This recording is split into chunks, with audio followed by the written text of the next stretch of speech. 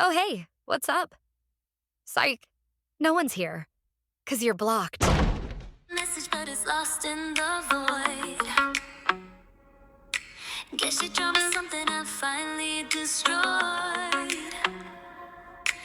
No receipts, no trace, no digital noise. You're blocked, you're blocked. Can't text me, can't call me. You're blocked, you're blocked. Out of my world now, baby. Connect to your spirit. What it means to be in alignment. Dear Bumblebee, roses are red, violets are blue. Return to your spirit. It brings you back to you. Love me. Yes, yes, let me live my life. Yes, yes, I wanna be free.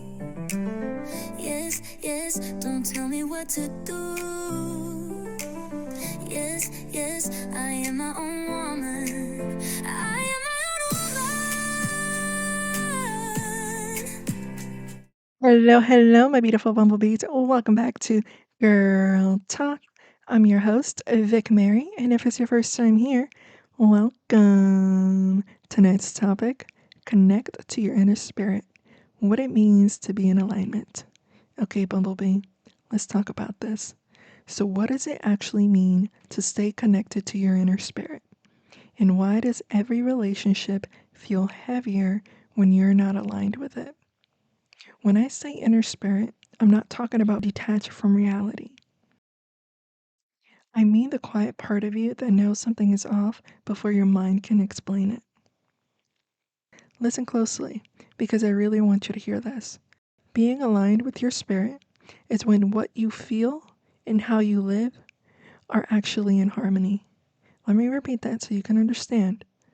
Being aligned with your spirit is when what you feel and how you live finally match. Your emotions make sense. Your choices match what you know is right for you. But when you're out of alignment, emotions pull you one way and logic pulls you another. And suddenly you feel like you're at war with yourself. Sometimes you even feel it physically. That heaviness in your sternum, that tightness in your chest, that subtle hum underneath everything that says, this isn't right, even when you can't prove it yet. It's a prolonged feeling. It lingers. It becomes your new normal. That is your inner spirit. And let me clarify something because some of you might mix it up with your intuition. They're not the same. Your intuition is moment-based.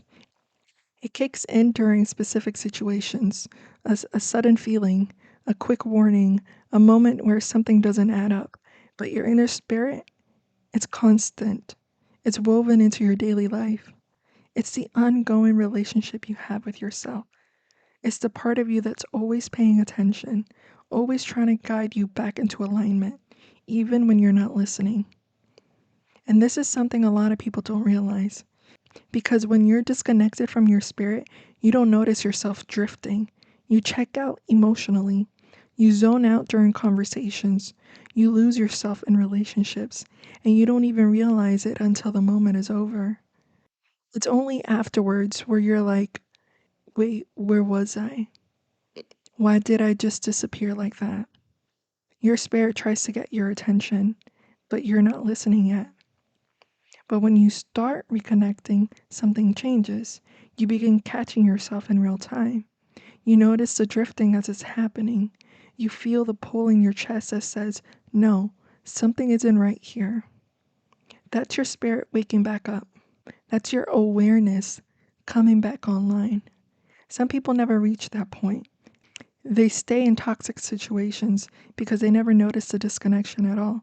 But when you do start reconnecting, you begin to hear yourself again. You start to feel it. You start to notice the misalignment.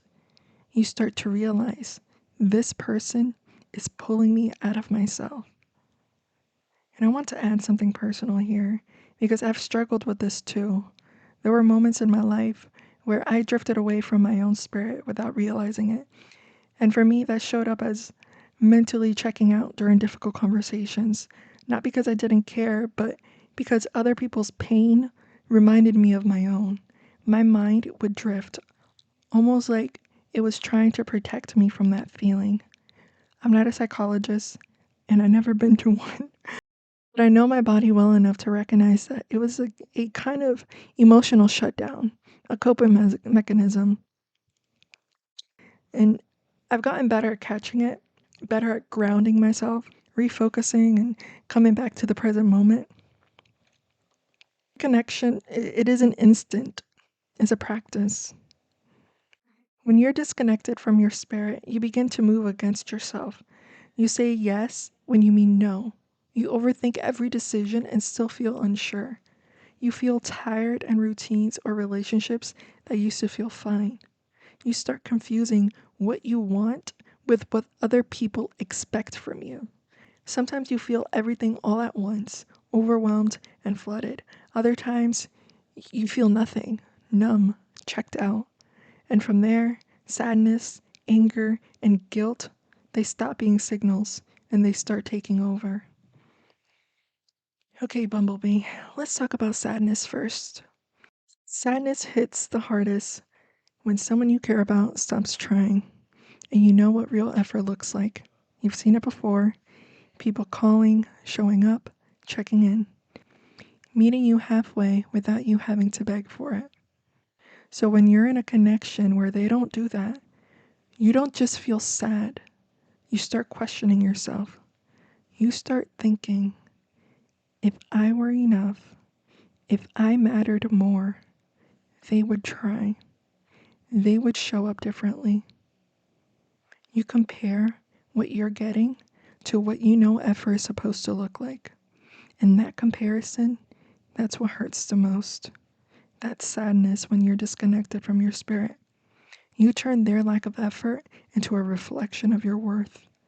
But when you reconnect, your spirit comes back online. The same situation looks completely different. You stop taking it personally. You stop making their behavior a report card on your value. You see it for what it is. You see that they're selfish. You see that they're lazy. And you know that this pattern did not start with you, and it will not end with you. It is who they are, not who you are. Okay, Bumblebee, let's move to anger. Anger usually shows up when someone keeps promising to do better, but never actually does.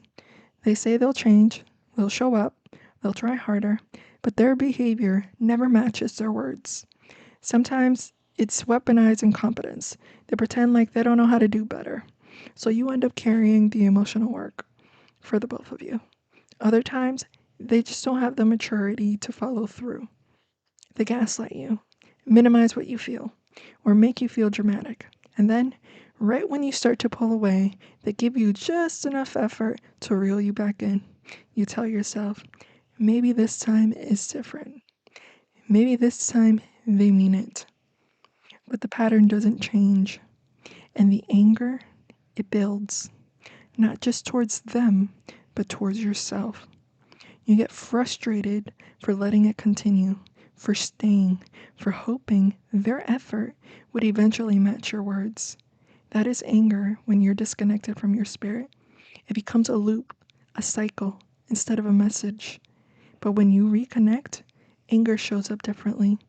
You feel it, just without the chaos. You express it clearly instead of acting on it impulsively. And when you speak up, it's not tied to an outcome. You're not trying to prove a point.